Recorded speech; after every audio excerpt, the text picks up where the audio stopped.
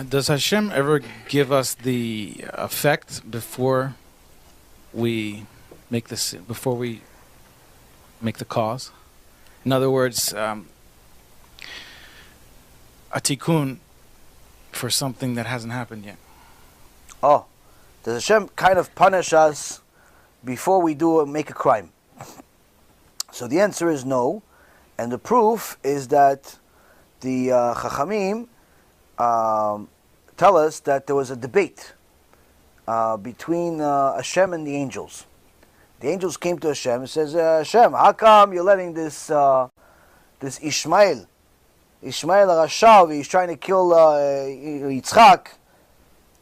What? He's going to have descendants that at the end of days, the Pirkei de Rabbi Eliezer says they're going to take over Israel. These Arabs are going to take over Israel. Take control for 9 months, Hashem Yirachem. They're going to torture Jews. They're going to do this. They're going to have all these bombs. Why are you going to give... This is their grandfather. Why don't you just kill him? Hashem says no. Why? He cannot be punished for something he hasn't done yet. He hasn't already given birth to all these descendants. He hasn't made all these crimes yet. And the crime that he made with Yitzchak, he did tshuva for. So I cannot punish him for something that he hasn't done. So now, on the other hand, when a person is special in the eyes of HaKadosh Baruch Hu can warn him. Where it says in the Mishnah in Pirkei Avot, Kol ha-mezakeh et harabim en chet ba'al yado. Meaning, someone that's involved with helping Am Yisrael do tshuva on a regular basis. Every month, she sends money. Every month, they share CDs. Every month, they do all types of things to help Klal Yisrael come back to HaKadosh Baruch Hu. HaKadosh Baruch Hu makes a deal with them. And it's in the Mishnah, which is the core body of our oral Torah. You help people do tshuva, sin will not come to your hand, the Mishnah says. Anyone that helps people do tshuva, sin will not come to your hand. What does it mean sin doesn't come to your hand? You can't make sins? No. You can make sins. You choose to make a sin, you're going to make a sin. But sometimes we're not really sure if this is allowed or not allowed. Sometimes we encounter a certain situation, we're not really sure if it's allowed or not allowed. So what does the Kadosh Baruch Hu do? He doesn't know, maybe it's Shabbat, or it's not Shabbat yet. I don't know, it looks, my clock, I remember, it was, Shabbat starts at 5. But the guy made a mistake. It didn't start at 5. It started already at 4:52. But he thought, for some reason, it's 5. Thought it's 5, so what did he do? He wanted to go turn on the light, which is Chilul Shabbat. Chilul Shabbat turned on the light. It's fire. So right before he turned on the light, all of a sudden one of his kids runs to him and goes, pah, punches him in the stomach. Ha ha ha, he's playing with them. But it hurts though. Hey, what are you doing, kid? What are you doing? He starts running after his kids and he forgets all about turning on the light. So he got punched in the stomach, but trust me, it's much better to get punched in the stomach than Chilul Shabbat. What? Why? Because the Kadosh Baruch Hu is protecting him. He's protecting him from making a sin because he made a mistake. It was 8 minutes off. So different things, unusual circumstances like that happen many times to people where Kadosh Baruch Hu can warn them, can do different things to protect them from themselves. Dealing with certain people, somebody looks like they're really righteous, comes into your life, you want to do something with them, but all of a sudden they disappear. And like, what happened? Well, how come it's tikkun? No, Hashem is protecting you. He got this person to go away somewhere in order to protect you. It looks bad sometimes because you think that it's bad, but in reality it's good. So Hashem does help certain people that are very, very dedicated to Him if they're serious in learning Torah, if they're serious about mitzvot, if they have yirat shamayim, and like I said, if they help people do tshuva, there is an enormous amount of protection. But as far as the punishment itself, the truth is that there is virtually no punishments in this world. Everything that we get in this world is messages. Messages from Hashem to do tshuva. Punishments have a different place. Punishments are given to people either in Kaf HaKela or in Gehenom or in both. In this world, when a person is suffering, even though the suffering that I've heard and I've dealt with myself, sometimes it's Hashem Yirachem, it's a nightmare of all nightmares. You swear to yourself, this must be Gehenom. I promise you, the more you learn about Gehenom, the more you realize it's a walk in the park next to Gehenom. But sometimes you deal with certain, anguish, pain, suffering, emotional, mental, all types of suffering that you swear this must be Gehenom. It's not. The suffering that a person has in this world is not for punishment mostly. It's mostly to help a person do tshuva. It's a message to wake us up. And it's a message sometimes to strengthen us. It's sometimes a message to fix past sins that we've made, but not as a punishment, but rather as a payment. But the actual punishment itself have a completely different world. And I wish people understood this, because that simple understanding that whatever is happening in your life, it's not really Hashem punishing you. Because if He wanted to punish you, He has a whole world just set up for that. There's a whole world just set up for that. If a person just took that into account, they would simply look at their life very differently. If they're sick, or if they're lonely, or if they're this, or if they're that, whatever suffering they're dealing with, and honestly, there's no end to the suffering that people have. Every day there's a new message of somebody else that's sick, and somebody else that has a surgery, and somebody else that's lonely, and somebody else that's suicidal, and somebody else this, and every day, Hashem Yachem, how many horrible messages I get every day of people that are suffering. And if those people simply understood that suffering is not the punishment, that suffering is a message. It's a message from Hashem for you to get closer to Him. Similar to what I said in the movie that was released this morning, Tshuva Music number 10, or number 9. It's a fantastic message, Mamash. It was 100% Siyata Dishmaya, that message. And it shows people that suffering is a Kadosh Baruch Hu looking for your attention in order for you to get closer to Him. That's what Hashem wants. No, but I already keep mitzvot. No, but I already keep Shabbat. No, everybody says that. Okay, so it's not Shabbat. You're good with Shabbat? Okay, so it's not Shabbat, it's something else. Oh, but I'm already doing the best that I can. Well, apparently Hashem says, no, you're not doing the best that you can. Why? Hashem is never wrong. Tzuri v'lo avlat abo means He has no mistakes. HaKadosh Baruch Hu has no mistakes. If He's giving you something and He's expecting more from you, that means you can do more. Yeah, but I don't agree. Okay, don't agree. It's like the little toy telling the master, hey, listen, I don't agree with you playing with me. It's a joke. What do you mean you don't agree? The more we understand that the suffering we endure in this world is messages from HaKadosh Baruch Hu, the easier our life becomes and more tolerable it becomes. Because now that I know that my suffering has a value, it has a value, the suffering. It can have a value that Hashem wants me to do tshuva for something. Okay, so Hashem wants me to do tshuva. I have to start keeping Shabbat or else I'm going to continue losing money. I have to start keeping Shabbat or I'm never going to have bracha in anything. I have to start keeping Shabbat or I'm never going to get married. So I get it. Okay, so I know I'm not keeping Shabbat. I got to start keeping Shabbat. So it can be a message to do tshuva. Or perhaps character trait. A guy that's angry all the time, yelling at people, arrogant, all the time telling people what to do, all that type of mentality. And the person knows, but how does he know? How does she know that she's arrogant and angry all the time? Because everybody complains about her, that she's arrogant and complains all the time. You know what your flaws are. So now when you start getting suffering, you already know yourself that you have a few flaws. So now if you understand what suffering is, so Hashem wants me to fix this. Why? Because He's giving me, because I'm angry, He's sending me constantly He's sending me annoying people.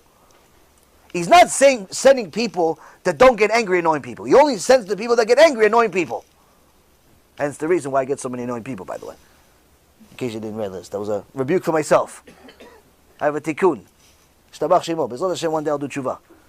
So now, Rabotai, this is a tikkun for me. It's tikkun for people that are angry. He gets that to the person that's cheap. Person that's cheap, guess what? He gets all the people, all the schnerers, all the people that want money for the wrong reason. Why? So he gets that. That's the point. You have to understand. Hashem is sending you a message, sending you suffering. That's for that reason. If a person understands that, he starts doing tshuva for it, life changes. I'll give you an example. The Gemara says, Rabbi Nasi, one time he saw a butcher has a line of little cattle going in, and he's slaughtering one after another. Rebi HaKadosh, Rabbi Nasi, was very wealthy. He had hundreds of horses and properties and so on. He had his own cattle and so on. So as he's walking around, he was Rebbe was like a king. He had like a glima, like a, the uniform of like a king. He was a mamash. And everybody said in this generation, if anybody's Mashiach, it's Rebi HaKadosh. So now he's walking around and he sees one of the calves runs away from the butcher and hides under his glima, hides under his, what is it called, cape or something like that. Hides under it. What is cape it's called? No, it's called something else probably. It's not Superman. It's called something else. Whatever it's called. You guys get what I'm saying. Glima, it's called what in Hebrew? Drape? Huh? Drape? Yeah, not for a window, but yeah. Whatever. You guys get what it is. Cloak. Hey, Shtabach Shemo. Okay, so somebody has vocabulary here. Immigrants like me don't have vocabulary. So now, the little calf hides under it. So Rebbe says to the calf, he speaks to the calf. He knows the calf. Why? He's the head of the Sanhedrin. You have to know 70 languages. So he knows the calf language. So he says, well, what are you doing here? Go back to the butcher because lekach notzarta. You were created for this. What are you hiding under me? Go back to the butcher. You were created for this, to get slaughtered, eat you a nice kosher meal, nice steak for tomorrow morning. What? What are you hiding here? That moment, there was a judgment in Shamayim. Bet Din of Shamayim said no. Is Rebbe right or he's wrong? No, who wants to volunteer? Is he right or he's wrong? Is the calf created to be slaughtered and eat as a kosher meal or no? No. No? Yes. You eat steak? Well, in the beginning. What? No, tell me beginning. Don't give me philosophy. Do you eat steak? Yes. So why, are you a sinner? It's kosher, I'm assuming. Well, no. It's not kosher food? What? It's not kosher No, I'm food? a sinner. Oh, yeah, I'm going to throw a book at you. The cow, is it created for man or man is created for the cow? It says in Bereshit, man should be all man. Exactly. So, now is Rebbe right that the calf was created for the purpose of being a steak? Yes. So the Rebbe lied? No. In Shamayim they said, is Rebbe right or wrong? He's right. But he's wrong. Why is he wrong? Because Rebi HaKadosh, you're such a Kadosh, you're so holy, you're so smart, you're so beautiful, you're so amazing. When you saw the calf is scared, when you saw the calf is going against his own purpose in life, you should have had some mercy on him. You should have felt bad for him. You should have adopted him and said, maybe, you know what, not today, maybe tomorrow. Bring him into your house like a little puppy. Why? Have some mercy on the creation.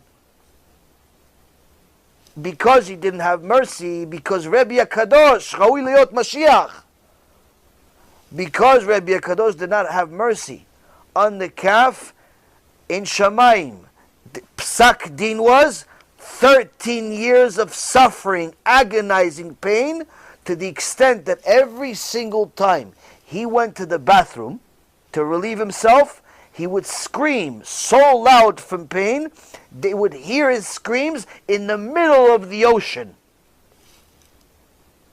This is no exaggeration. Rebbe made it a new rule in his house. Every time I go into this hallway, that means I'm going to the bathroom, you go run outside, start feeding the horses. Why? Because when you feed the horses, they make a lot of noise. They make a lot of noise. Hopefully, it overcompensates and it's over my screams. Why? Because if the biggest rabbi in the world is screaming from pain, people are going to get, oh, wow, oh. He doesn't want people to feel bad. So feed the horses, make a lot of noise. Hopefully, they don't hear my screams. Guess what? Despite the horses eating, they still heard Rebbe's screams in the middle of the ocean. That's how much suffering he got. Why? He didn't have mercy on a calf. Now, fast forward 13 years. How did it stop? No. Rebi HaKadosh, did he do tshuva? Did he do tshuva or no? Yes. Yom Kippur, did he have? How many Yom Kippurs are in 13 years? 13 years. What do you do every Yom Kippur? You do tshuva. Fast is part of the tshuva. So how come it didn't stop after a year? Now Yom Kippur arrived, right? Yom Kippur arrived. Rebi HaKadosh says, Chatanu avinu pashanu, I'm sorry for whatever I did. And the pain continued. Why did the pain continue for 13 years? No? Something? The animal wasn't shechted properly. Because the animal was? It wasn't shechted properly. What do you mean? It didn't die even. Yeah, like, okay, so, but the point is that why didn't Rebbe, he said, I'm sorry for all his sins, like all of us, but Hashem continued giving him suffering. Okay? Why is he suffering? It's a kaf. He just not have mercy. Why is he suffering? It's allowed. He's right, though. It's related to bar mitzvah, 13 years? 13 years of suffering. So everything we do, 13 years, Hashem and Hashem, we're all going to suffer forever. With your psak din, I'm scared. You're worse than my Gehinom Shir. 13 years for every sin, Hashem and Hashem. Just to wake up in the morning, I'm scared. No, that is the truth. The truth is, Rabotai, every single year, like us, he goes to the Beit Knesset, he prays, says, Chatanu Avinu Pashanu, he cries to HaKadosh Baruch Hu, and guess what? HaKadosh Baruch Hu says, you're doing tshuva for everything except what you're supposed to. Why? Because you don't even know it was a sin. He didn't know that he hurt the calf. He didn't know he was supposed to say, I'm sorry to the calf. He didn't know there was anything. They didn't send him an email from Shemaim and saying, hey, Rebbe, you made a mistake here. Meaning he made a mistake, but he didn't know he made a mistake. So as long as this mistake was outstanding in the world, the pain continues. 13 years have passed. One day Rebi HaKadosh sees his cleaning lady sweeping in the hall in this huge building that's his house. What happens? She sees a bunch of little rats, little mice. So she starts shooing them with the broom. Rebi, hey, lady, you don't have to kill them. You don't have to kill them. Let's just put them aside. Mercy, have some mercy on them. At that moment, the Beit Din of Shamayim says, Rebbe did tshuva. Why? Rebbe has mercy on little mice. If Rebbe has mercy on little mice, that means he understands now you have to have mercy on all creation. It's not that you're not supposed to shecht the cow and not eat it. No, go eat it. It was created for that. But there are certain times and certain places for you're supposed to do certain things. And the more Torah that you learn, the more you work on yourself, you're expected to do even more. It took you 13 years to realize you have to have mercy on animals? Okay, Baruch Hashem, 13 years you'll suffer. 13 years you'll suffer. This, Rabotai Karim, is very, very important for us to know. If a person is getting suffering in his life, that means that Kadosh Baruch Hu is trying to talk to him, he's trying to listen to him, he's trying to do a lot of things to communicate with him in order to get him or her closer. So you do tshuva. That's the biggest thing. It's not to punish you per se as this is Gehinom. No, my friend. Gehinom is real. Gehinom is much worse than this world can ever be. He's trying to get you closer. And if a person understood that this suffering has a purpose, automatically the suffering changes. If I know that every time I have back pain, every time I have leg pain, every time I have something, that suffering has a value. Oh, Hashem wants me to pray better. Hashem wants me to learn better. Hashem wants me to do more lectures. Hashem wants me to watch this. Hashem wants me to watch that. Hashem wants me to do something. Okay, automatically, that's pain is what? It's like communication with Hashem. On the other hand, sometimes Hashem will give a person some type of pain in order to build them up, in order to build their emunah, in order to build their bitachon, in order to build them to see, do you still believe in me despite the pain? Despite the agony, despite the loneliness, despite the financial problem, you still believe in me? And he gives the person pain for a certain amount of time, 6 months, 6 years, whatever it is. Do you still stay strong? And if the person does, their reward is millions of times bigger in this world and the next because they stayed faithful to Hashem. Last but not least, it could also be kaparat avonot. A person made a sin in the past, but now he's doing tshuva.